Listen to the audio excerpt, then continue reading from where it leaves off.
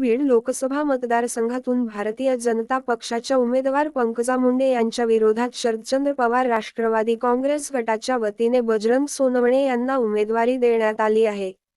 शरदचंद्र पवार गटाच्या वतीने ज्योती मेटे यांनी उमेदवारीची मागणी केली होती.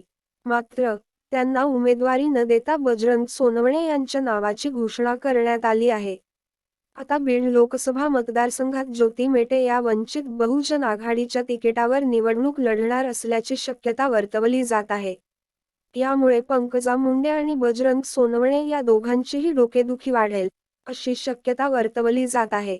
शिवसंग्राम संघटनेचे दिवंगत नेते विनायक मेटे यांच्या पत्नी ज्योती मेटे यांनी आपल्या सरकारी नोकरीचा राजीनामा देत शरद पवार गटाच्या वतीने बीड लोकसभा मतदारसंघातून उमेदवारी मागितली होती.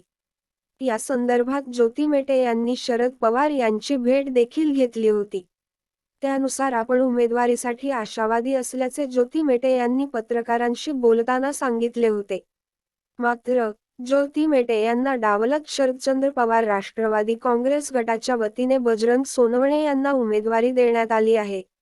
त्यामुळे आता ज्योती मेटे काय निर्णय घेणार, याकडे सर्वांचे लक्ष लागले होते. त्यातच आता वंचित बहुजन आघाडीच्या वतीने ज्योती मेटे यांना संपर्क साधण्यात आल्याची माहिती सूत्रांनी दिली आहे. याविषयी कोणतीही माहिती देण्यास मात्र ज्योती मेटे यांनी स्पष्टपणे नकार दिला आहे.